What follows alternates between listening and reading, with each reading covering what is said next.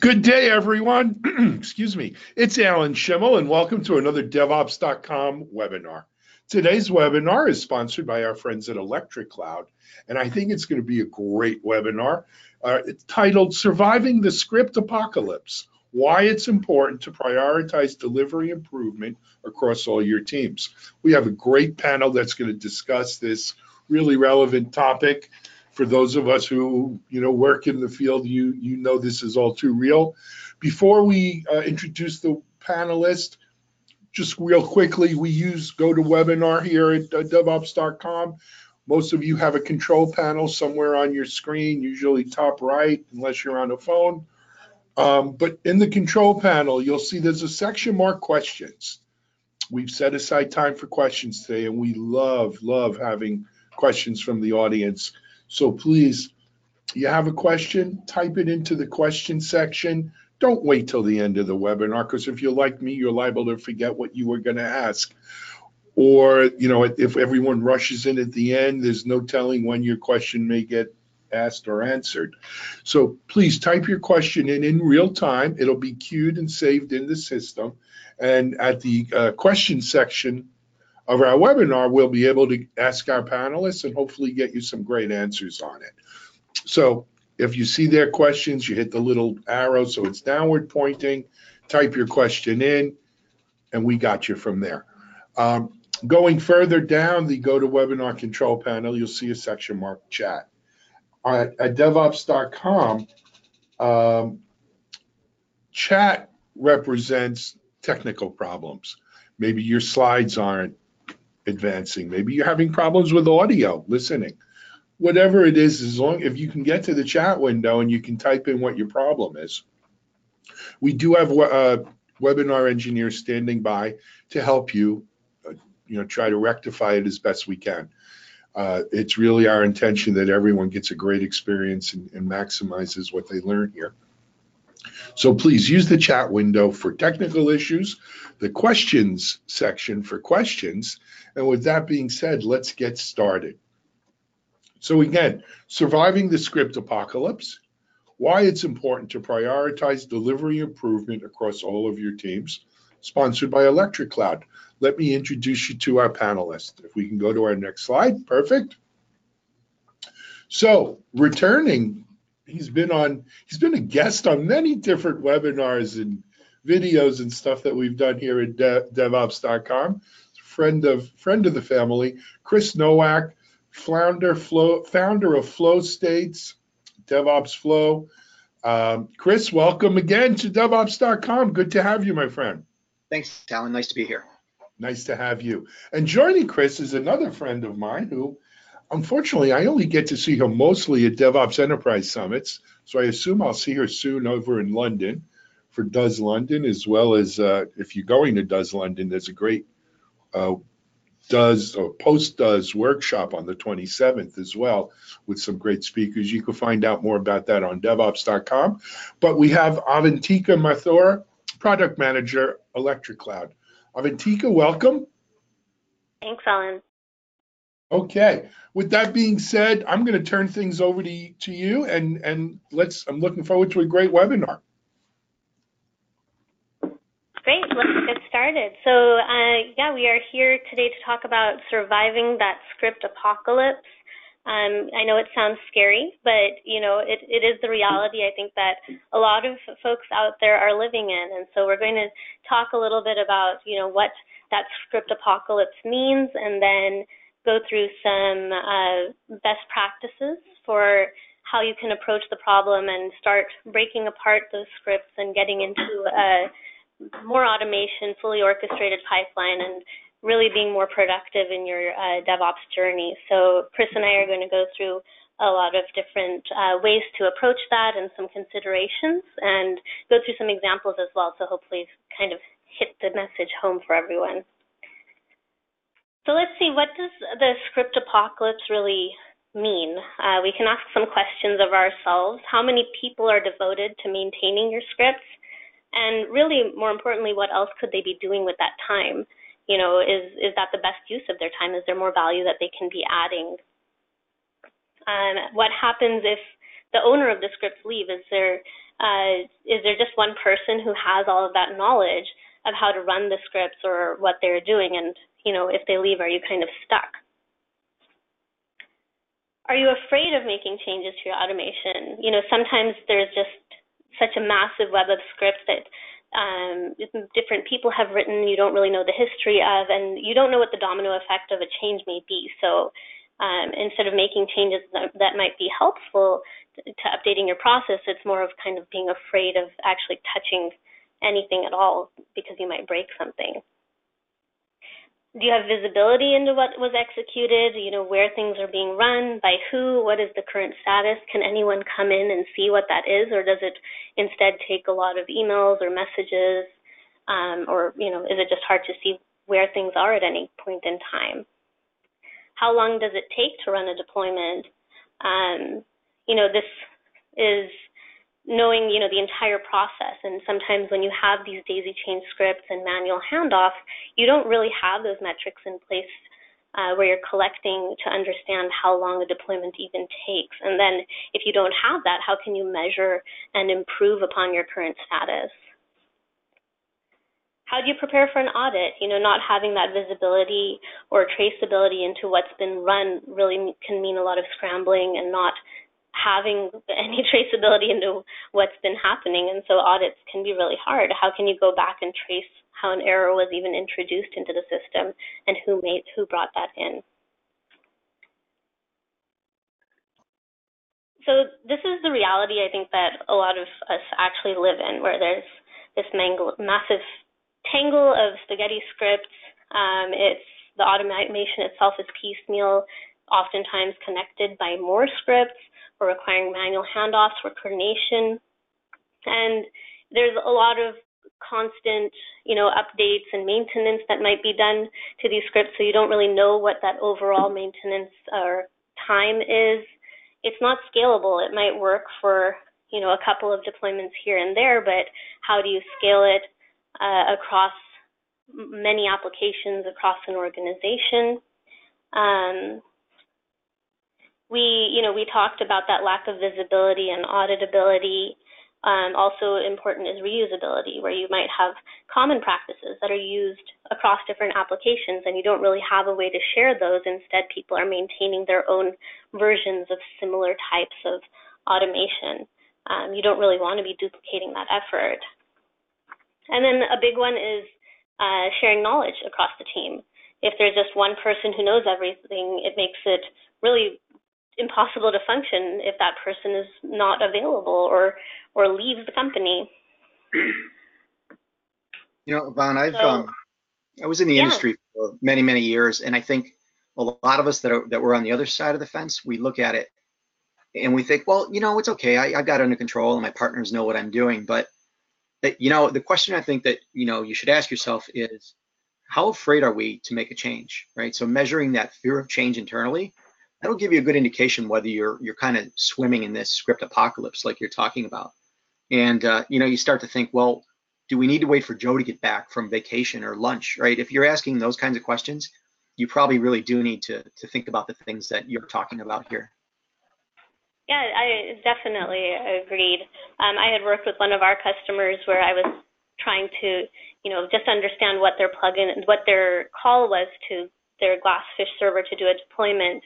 And, I was just handed this directory full of many, many scripts that were nested. And it was just like, I had to figure it out because no one who I was working with had written the scripts or knew anything. And all I needed was this one line. And it took so long to find. But everyone was kind of hands off, like, I don't know what it is, and all I needed was those few options to feed into our plugin call to kind of replace that whole mess of scripts. Yeah, it's very common.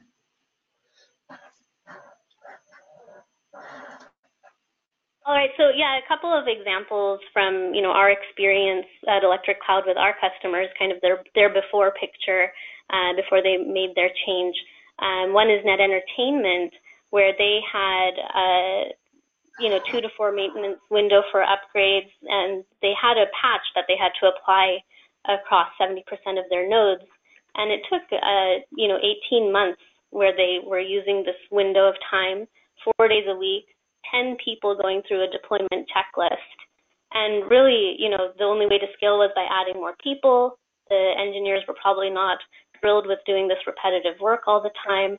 And there's a lot of lost opportunity because, they're not spending time on value that can be added.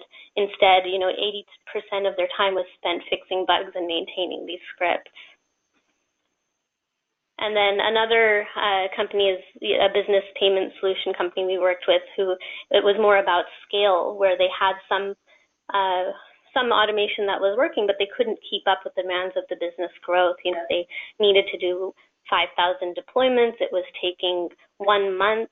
They were limited by the number of SSH connections they could have open, and they had limited visibility. So all of these things become challenges as you scale as well.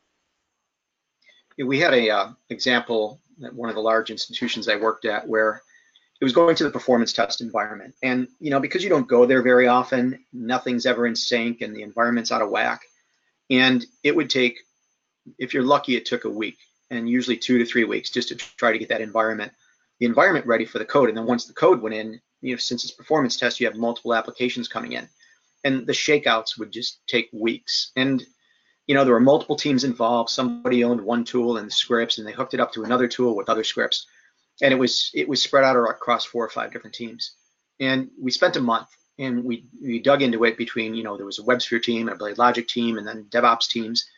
But once we basically collapsed the amount of scripts and traced out how they were passing information back and forth, we went from, if we were lucky, being able to do it every 10 days down to a nightly process that it took just a couple of hours. So we're seeing the same numbers you're seeing, where 80 to 90% increase or a decrease, I guess, in the amount of time to deploy into stable environments. So it's consistent.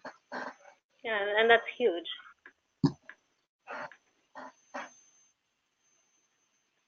So, this is where I think how people are feeling as they're going through these processes, having fun with some of the images here.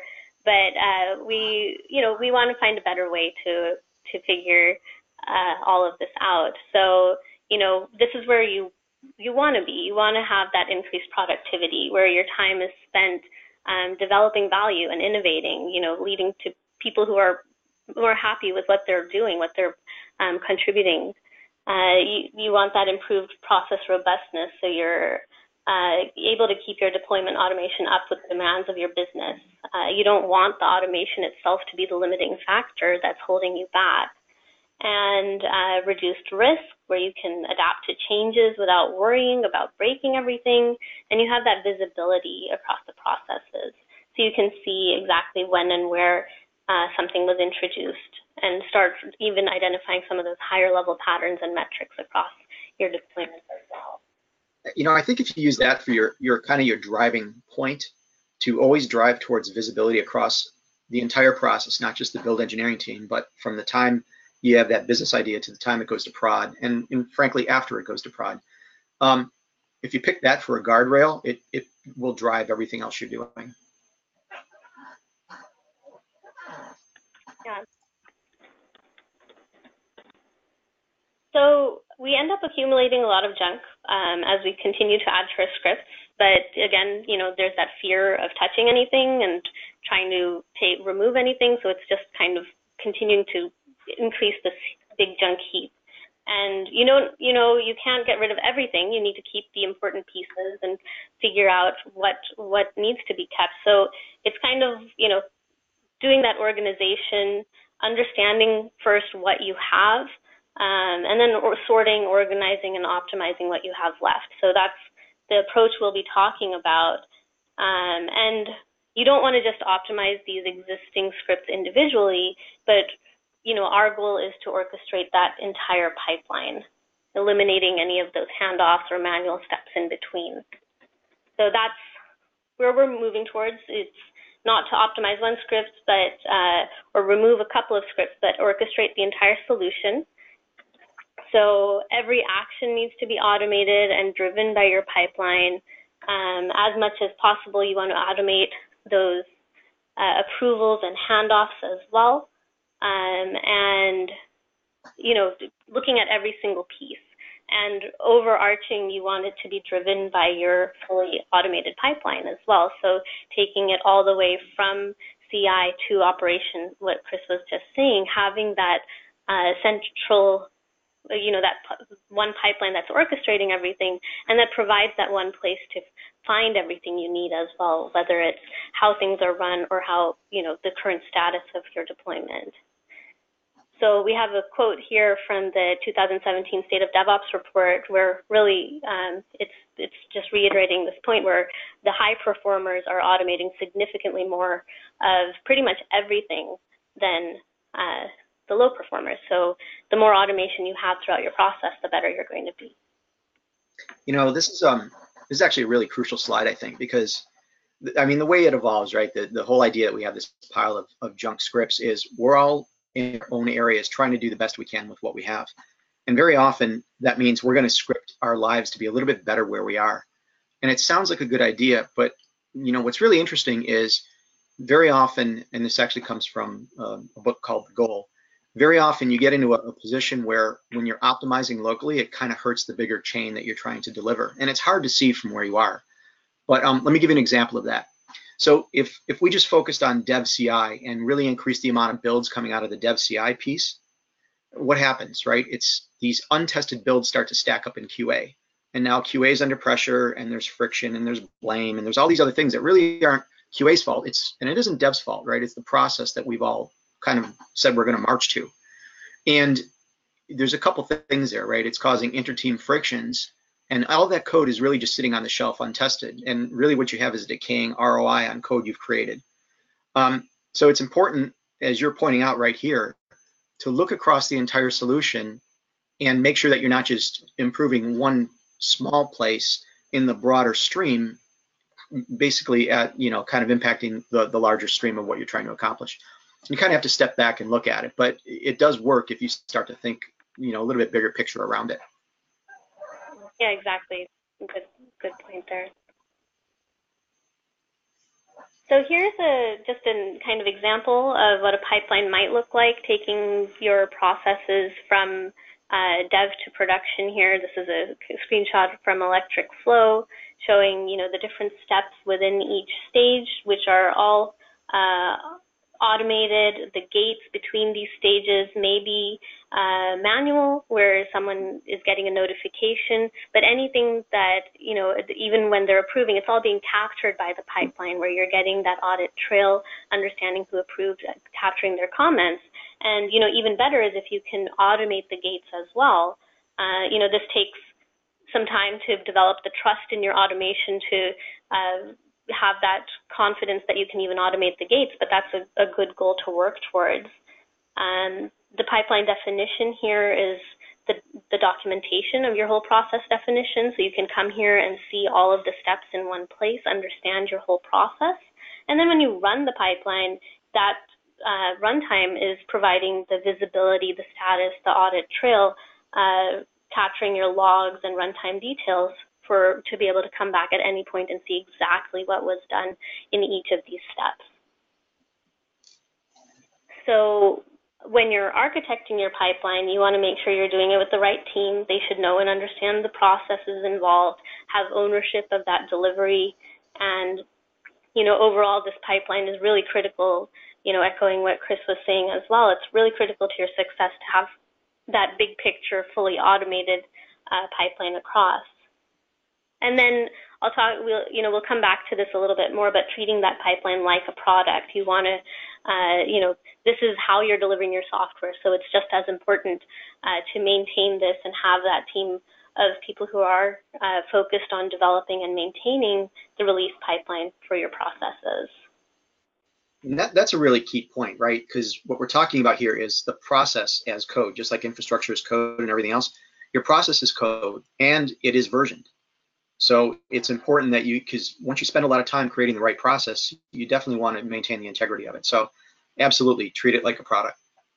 Exactly. And that's what we, work with our customers on for sure, is using the DSL to have the entire pipeline process as code and keeping it in an SCM system where multiple people might be working on it, but then checking in changes and then promoting and testing those to make sure they work well for your deployments. So this is where we're trying to get to, and now I think we can go into some of the best practices on how we can start getting here. So this is the approach that we have for this problem. You know, I wish we could all start fresh greenfield and work on each piece of the pipeline, but really, you know, you have to first get out of that hole that has been created by all of these scripts. So the approach that we have is, number one, to create a value stream map where you're taking stock of everything and deeply understanding your process. Then you want to start getting some organization to those scripts, score and prioritize to understand where to start, what are your focus areas to begin with in that consolidation and optimization, and then you know, refactoring, starting to refactor those scripts and take out what's not needed. And it's not a single swoop approach. It can be an iterative process and take some time. And I think Chris has an example that he worked on that we can go through to see how this has worked in real life. Yeah. So this is a real world example. Were you ready for this one? To go to the next one? Yeah. Yeah. Yeah, please. All right. So this is a real world example. This is from a large institution, and it's real busy. So just let's step back a little bit and take a look. Across the left side, there are 4 swim lanes, and there are 4 teams involved in delivering this thing: a dev team, a build engineering team, a DevOps platform team, and release management. This is just one small segment of what goes off in a broader release. This is in particular, it's a prod environment version of a DML file. So there are non-prod versions, and then there's code processes and everything else. But it was a mess, and we had to chip away at it. So a couple things to realize. First, there are 4 teams involved in this, probably more. These are the 4 that we mapped. You see a lot of red dots and boxes and everything. These are just completely manual. And most of these other boxes are like just a little bit of scripting, which if they're not really, they're just helping some keystrokes. They're not really automated, but there's some scripting involved. And there are some, decision points in here too. And so this was a mess. And nobody, when we did this, and I sat down and I started interviewing the teams to do this, I went to the head of each one of those groups on the left, and I said, well, let's draw the picture. And then I would take that picture to the next group, and they would say, that's not the picture at all. This is what it is. I go, really? Well, Joe over here on the dev team thinks it's this. Well, that's not true. Well, he also thinks this. Well, that part is, I guess I didn't see that. And I took it down each one of those groups, and every time there was a different answer to it. It took us 2 to 3 weeks just for everybody to agree on the picture you're seeing right now, saying, yeah, that is the process. And that's pretty frightening if you think about it. This was going to a major website that if I named it, you would all know. So this is what we had to work with. And let's go to the next slide, Yvonne. It's not too important to understand the specific details in those boxes, but after we sat down and I started analyzing the process, all the things that Yvonne was talking about, this is what started to happen. We started to X out manual things, so we either eliminated them or we took something that needed to exist, so we're pruning the process, and then automated it. So anytime you see maybe that blue check with an arrow that pulls it down into another swim lane, those were things that were being automated. And of course, the red box or the red X's are being eliminated. Now, one important thing to note here, look at the swim lane with the build engineering team. They have absolutely nothing left to do in that role, and they shouldn't, right? There's no reason, when we have continuous integration and everything else, for build engineers to be doing anything manual. So, and there's a chart at the end, we'll show you the collapse in the amount of handoffs and process and everything else. So this is what it looks like. This is the messy version, and we'll go to the next chart and show you what this looks like cleaned up. And that's what it looks like cleaned up. No more build engineering, very clear steps, everything's automated and proceduralized. Then the next step from here, of course, is we started to take this and extended it and looked at the non-prod related processes and said, let's make it all look the same, because you really do want to be environment agnostic, right? DevOps shouldn't care what the environment is. You build once and deploy many. But this is what that process looks like, and I'm sure you can see it was so much easier for everybody to understand and know exactly where they were at any given time. Plus, if you think about the triage factors, if something does break, you only have about 7 or 8 choices to look at. And if we can go to the next slide, this is the collapse. So we measured a couple different things, and depending on how many boxes you count and the paths you take, we went from anywhere from 5 to 11 team handoffs down to basically one handoff to a DevOps team. Email, Mock is Microsoft Office Communicator, so Skype, chat, Slack, whatever. Anywhere from 2 to 5 types of handoffs to basically 0 to 1, depending on what branch you were in. Service tickets, and I didn't mention it before, there were two to three different ticketing systems. So you weren't even just in one ticket system with multiple tickets. Then it went down to none. The process steps from 28 manual or isolated down to roughly 5 manual and 12 automated. The tools, we collapsed it down to basically a single vendor for most of it. And then the support teams, we had a build engineering team, DevOps team, a WebSphere team, and a Blade Logic team. And we basically removed the number of support tickets involved, or support teams involved. So when we do this, and the taglines at the top, across all environments, on the average, 75% faster delivery. So, that means a production deployment that took 8 hours now takes 2 hours. And you can imagine, and all the numbers of people that are involved with the production deployment. That's a huge amount of time saved for many people. And it also means that even if you're doing, non-production testing, getting into your testing environment is now 15 minutes instead of an hour, or maybe 30 minutes instead of 2 hours. So it was a huge benefit across the organization. And just think about everything you can do with all that extra time, all the new features, the new engineering you can do, and just how much faster you can get things to your ultimate customers. Okay, thanks, Fawn.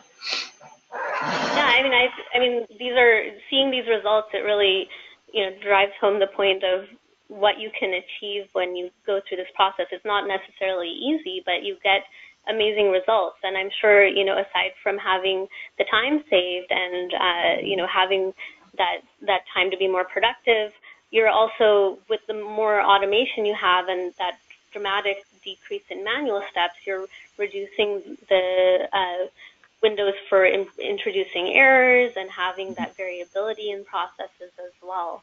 So all of those things. So overall, you can get a lot of benefit from this, and there are a lot of different ways you can measure that. So I think, we can go through now a little bit more of what the steps are. I think this is very similar to what Chris, how he approached the problem in his example. And so this is going into the detail of the approach that I outlined. So the first step was creating that value stream map.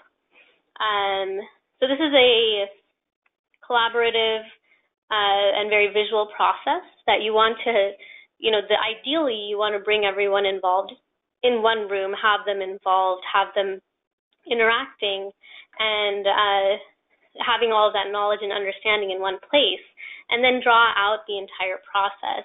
You can use a big whiteboard and sticky notes to move things around. I'm sure, Chris talked about how there was a lot of back and forth. Not everyone is going to know or have the same understanding of the process, so there's going to be changes where people are moving things around, and it might take a while to get this right, to really understand what the process is. But you want to understand each step in detail, know whether it's scripted or manual, who is running it, who is executing it, capture which tools are being used. You might start seeing places where there's redundancy or opportunity for more reusable processes, or even discrepancies between teams where you might be able to create more consistency across the organization as well. Include how you're currently handling your approvals. What is the process? Who's involved? Can that be improved? And then, finally and importantly, you want to note the sequence and timeline for the entire process with the details on each step. So you can start isolating and understanding those inefficiencies and bottlenecks quickly. It also would give you a baseline so you can hopefully get that understanding of each of the steps and also how long the end-to-end process takes, so you can measure and understand what your current state is, and then as you start making improvements, continue that measurement of your improvements and understand the impact of what you're doing.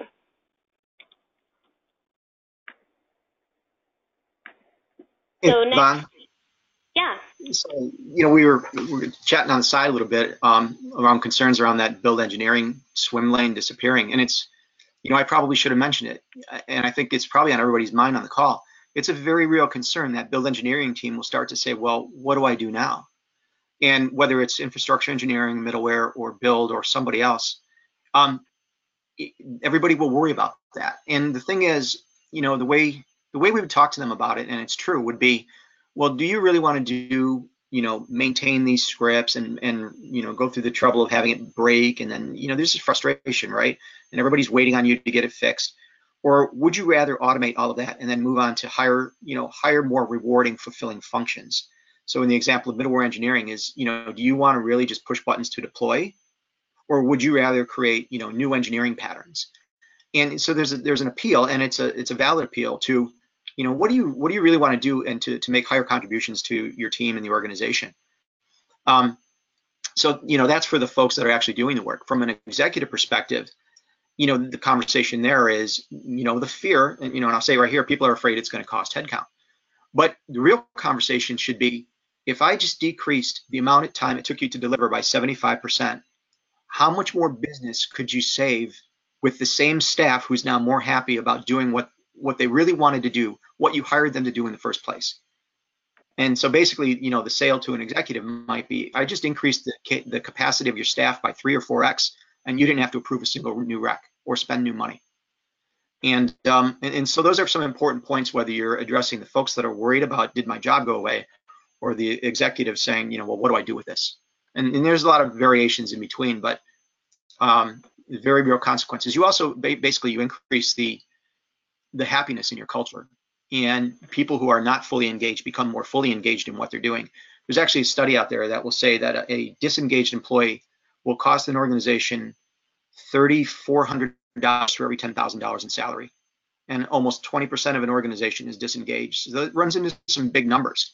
So if you can take those unengaged people who aren't really that happy writing scripts, but that's all they know, and give them something engaging to do, there are even more benefits beyond the fact that they're just creating, more value in more value-added ways for the organization. So. Thanks, Chris. That's a great point, and it was a good question, because there definitely can be that resistance within the teams individually, because there's that question mark about, well, if we're automating all of this and making processes, what's going to happen to me? So very important point. All right, so once you've created that value stream map, the next thing you want to do is organize. You've mapped out the entire process. Now you want to take stock of everything you've mapped out and start bucketing them into categories, the types of actions that are being performed, so you can start, identifying what are the repeated tasks across your processes, where is most of your time being spent, things like that. So after you've done this organization, you can start scoring and prioritizing based on a number of factors. How complex are your scripts? Is it a legacy script that's old and you don't have much the expertise around anymore to touch it? Maybe it's your mainframe deployments. Maybe that's not something you want to tackle right away, but keep as it is. Something you might start looking at more closely immediately is those repeated tasks, like your configuration management or environment provisioning or test automation. Also consider, how many times is something being used throughout the process? How much of your overall deployment time is spent on this task? That's important. It's something that's taking a lot of the time. What can be done to optimize that overall process? So definitely something to focus on as well. And then another question, as you're going through all of this that you should ask is there an easier way? Maybe when you wrote these scripts, some tools that are now available weren't around, or you didn't explore them at the time. But does it make sense for you to be maintaining these scripts that are doing configuration management when you could be using a tool like Puppet or Chef or Ansible to do that? Have that question in your mind and see if, rather than spending that energy on scripting these solutions that are available out there, does it make more sense to take advantage of those things? And then identify redundancy and dependencies, bottlenecks, For those items that take a long time, that might be too complex to optimize, think about adding parallelization to improve efficiency as well. You'll have that overarching pipeline. You want to make sure you have the ability to parallelize things where possible to improve your times anywhere you can.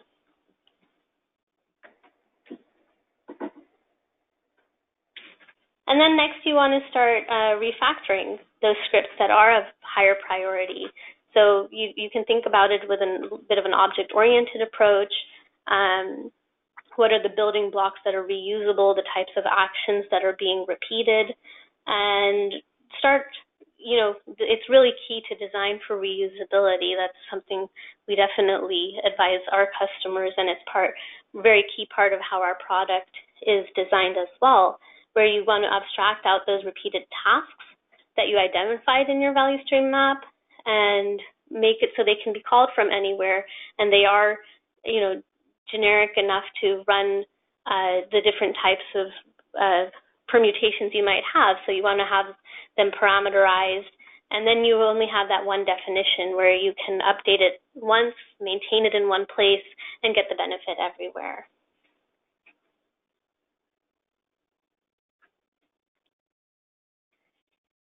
So next, you want to start orchestrating. You can, even start orchestrating as you're refactoring, starting to wrap existing scripts, but really you're going to be chipping away at that massive value stream map and hopefully end up with something like Chris showed, where you've really taken out the pieces that are not needed and then build on top of it your overall pipeline that is driving the entire process. One thing on this, I think it's important to realize, if you try to do everything at once, you'll probably get nothing done. And I've seen this too many times, again, on the other side, working in the organizations where these large initiatives just fail. And then they reset the project, and there's a number of little tricks that happen.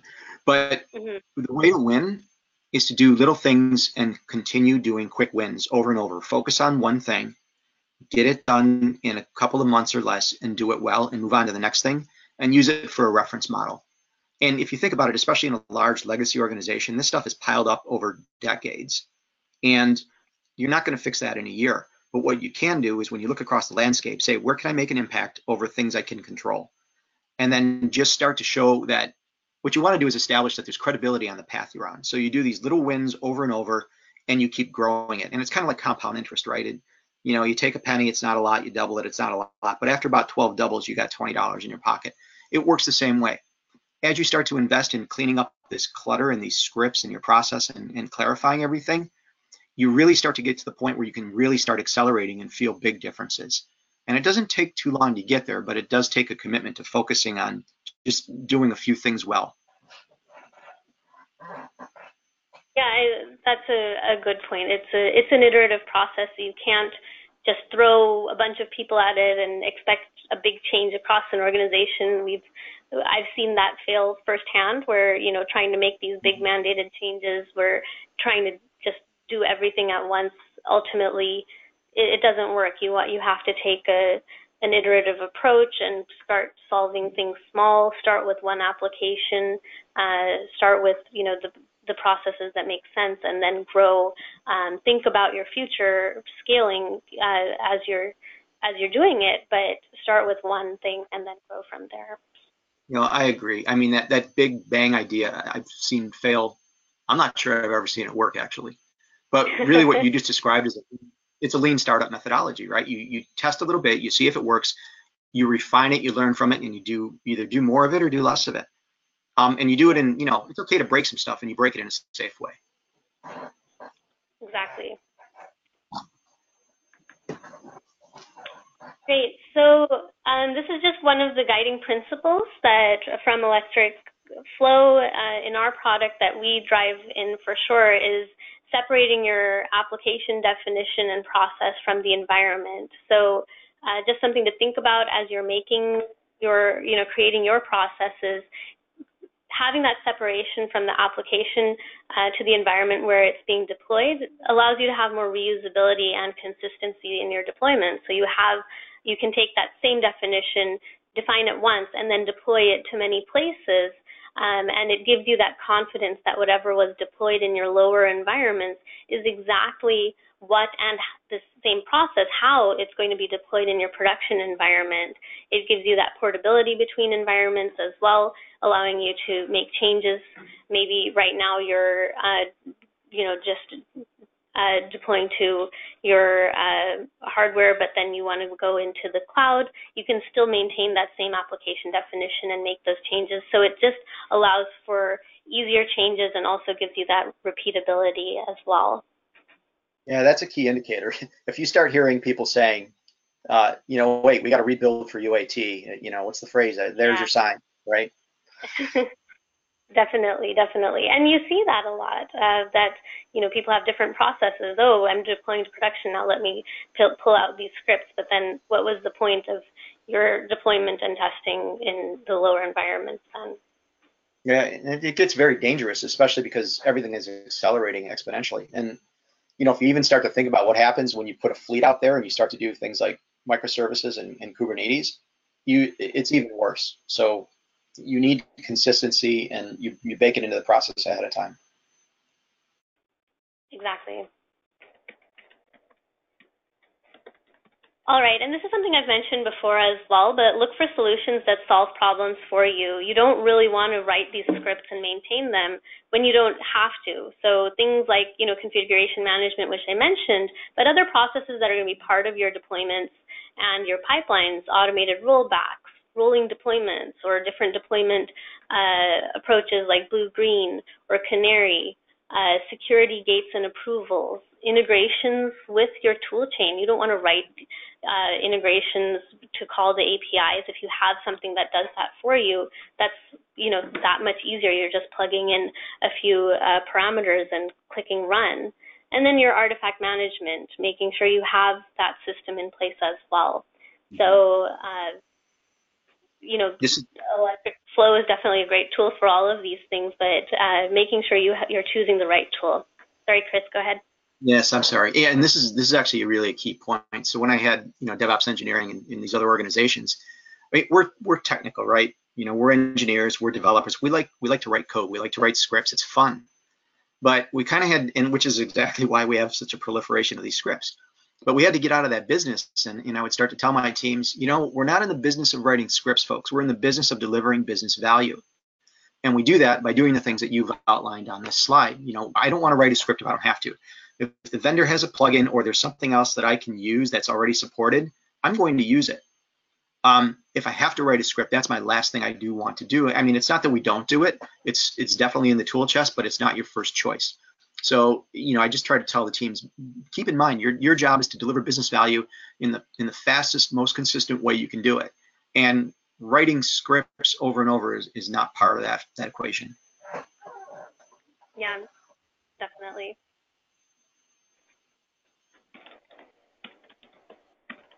All right, and then coming back to this point that we mentioned earlier about treating your pipeline like a product. The product you're delivering relies on this deployment pipeline, so start treating the pipeline itself with more respect too.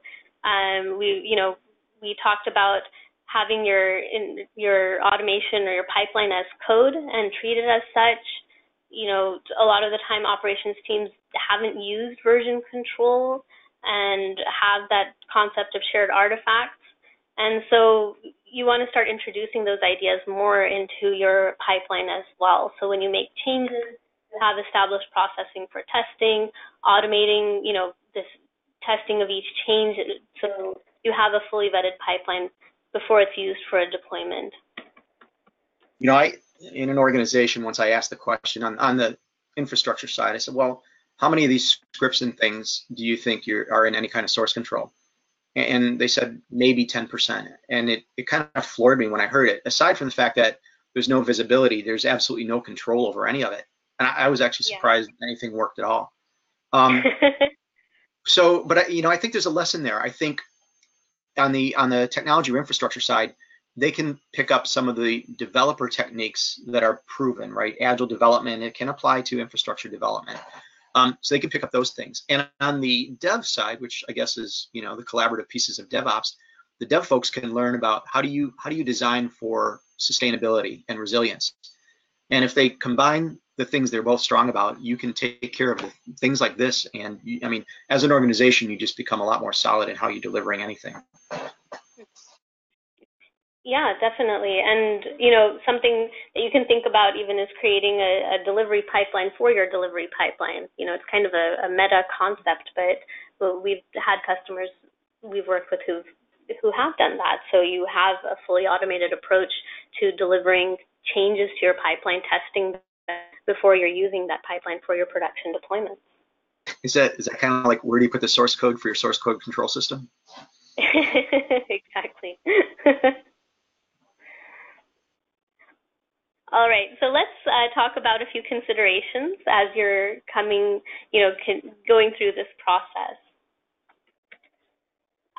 First is to future-proof. As you're working and building out your pipeline, you want to look to the future and make sure that it will still work for you in 6 months, when maybe things are changing in the organization. You're not going to always have that crystal ball where you're going to know exactly what's going to happen, but using as much knowledge as you have about your plans and future state, have that in mind as you're designing your pipelines. So make sure your solution is adaptable to work with different tools that you might adopt in the future. Right now you're deploying a monolith, but maybe you're looking at breaking that monolith into microservices. How are you going to start, integrating that into the same pipeline? You also want to make sure your solution is future-proof for scale. You might, we talked about starting with one application and having that vetted pipeline, but make sure that you're thinking about reusability of that pipeline across however many applications you're going to scale to eventually. So you want to design with reusability in mind, abstracting away the details. And then, visibility is also key as you grow. You want to be able to have that visibility into exactly what is deployed where, make sure you're capturing all the metrics and having dashboards in place. Performance is very important depending on, the scale of your organization. We've worked with, a large FinServe company who had a small 2-hour window of time to deploy 2,000 applications.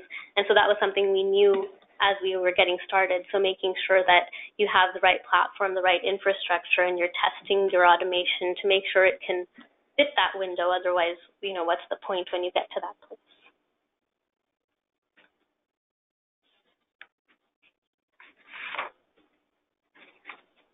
Another thing we definitely promote is encouraging and promoting self-service across your processes.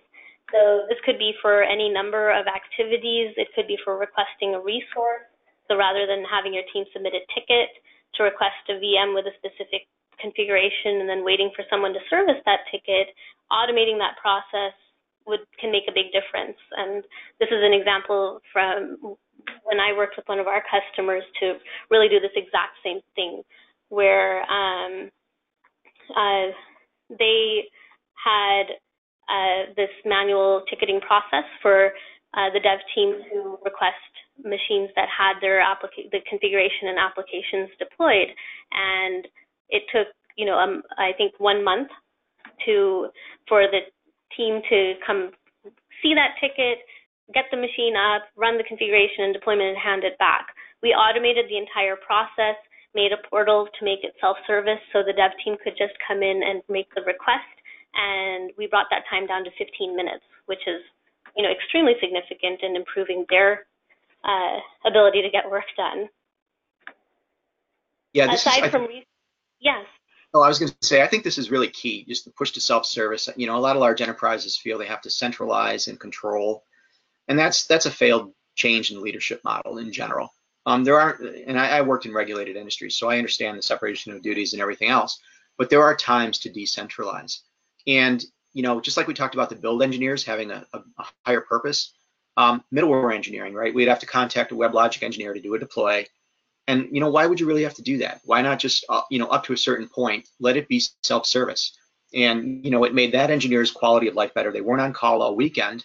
and they could work on, you know, WebLogic engineering like they have in their title rather than WebLogic ticket pushing. So this is a key point. Yeah, for sure. And then, you know, aside from things like resource requests, you can, your entire pipeline can be self-service. So once you've created that one pipeline definition for your application, as you're onboarding more applications into your solution, make it self-service so people can enter the right parameters and then generate their new pipeline that deploys their application that is based on your vetted automation, so you have that consistency across the organization and control of how things are being done. But it also gives those teams the ownership and the, you know, self-direction to be able to just create that and get going. That's like self-service nirvana right there. Definitely.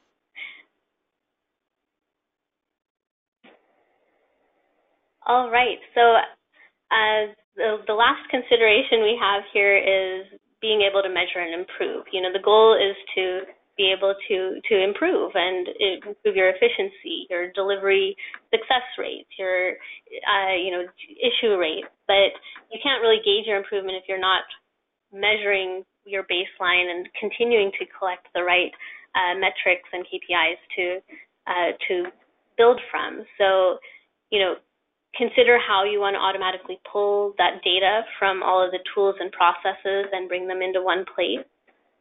Select the right KPIs to get started with that make sense for your processes and that impact, you know, that your business is looking at, and then determine your baseline for those and continue to measure your progress.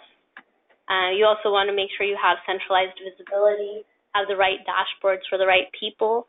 You know, you might have your higher level exec team who is looking from a very high level to see how things are going on across the organization, but you also want to have the ability to look at, you know, for your ops team to look at a log file for a given task and see what happened as well. So having those different levels of visibility really matters.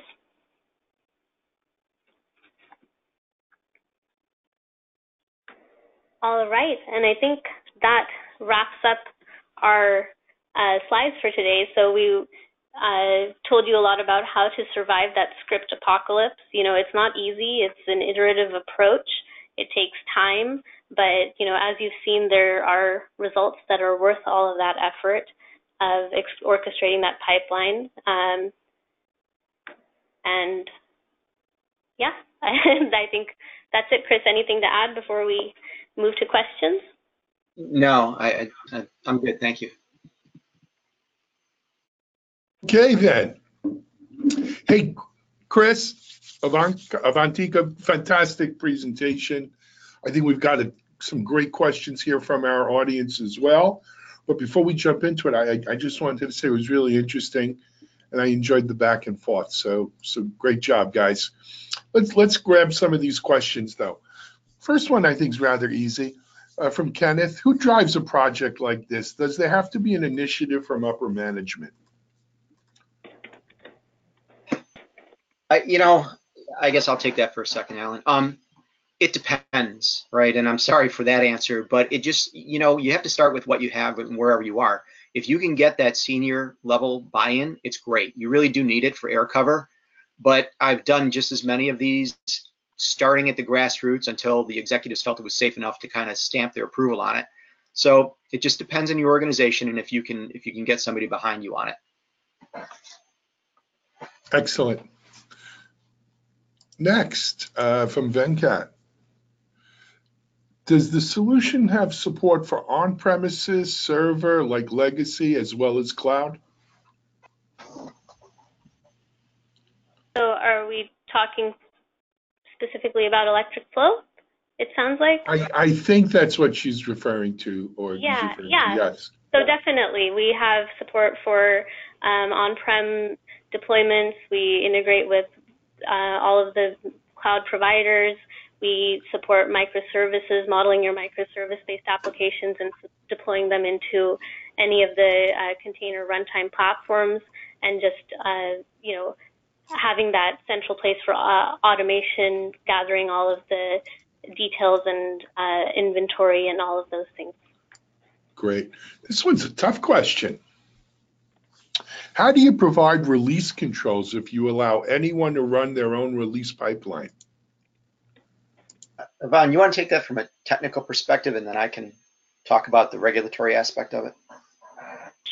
Sure. I mean, so but regulating your, who can run a release and how things are done is really, at least in our product, there's, we have access controls across all of the parts of the product. So you're not going to allow just anyone to run or create a pipeline and deploy it. You are going to have checks along the way. You'll have access controls into who can kick off a pipeline, who can deploy to which environment. You can do it to that granularity where certain teams are going to have the access to dev. Other teams can then promote that pipeline and move it into QA or production. And so definitely, I mean, this is a big part of the process is who can, having that governance over who can deploy where, who can run what. So that's definitely something you build into your pipeline. Yeah, and so from that perspective, when you're doing your process evaluation, you're actually also doing an organizational evaluation. And personally, I actually invite internal audit into my sessions, right? In the DevOps spirit, we'll bring security and audit into the conversation and say, this is how we're going to solve these types of problems.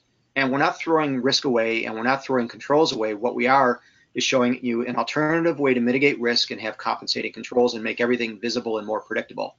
When you have that kind of conversation, the auditors actually like it because they usually don't get visibility and predictability. Excellent. Excellent. Guys, we have only time for a few more questions, but let me get to some here. Excuse me. This is a common question I hear a lot in security as well. How do we convince the teams that are managing all these scripts that they need to let go of them and look for better ways? How do you pry them out of their cold, stiff, dead hands? Scott, what do you say? How do we do this, guys? Yeah, so I think it goes back to a lot that we've talked about today, where you ask them the question, right? Do you really want to just be writing scripts, or do you want to engage in, a higher value work that really engages, your thought and your passion? And depending on your role, that might be process redesign, re-engineering of servers, all of those things that you really were hired to do. So the first part is, show them that there's something that's a higher passion value for them. And the second part is everybody's afraid for their jobs. So you also have to help them understand, I think we talked about it a little bit earlier, this doesn't make your job go away. It does make you able to align better on things that you value. And that's really part of the conversation. And, and the executives have to back that as well. Yeah, and I think it can be an uphill battle, or it can be at least a discussion, because especially for some of the folks who have written these massive scripts, there's that sense of ownership and, this is my baby and it works. Why do you want to replace it kind of feeling? So it does take some discussion and understanding.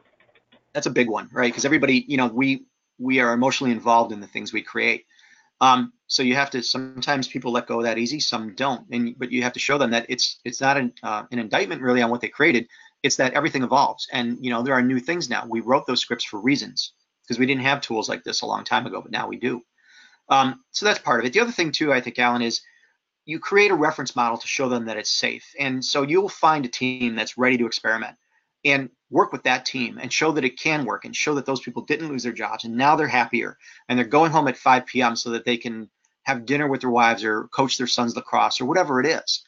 And so you help them understand that as well by showing them something that's actually working. And you do that by identifying folks in the organization that are ready to take the jump with you now and kind of make that new future.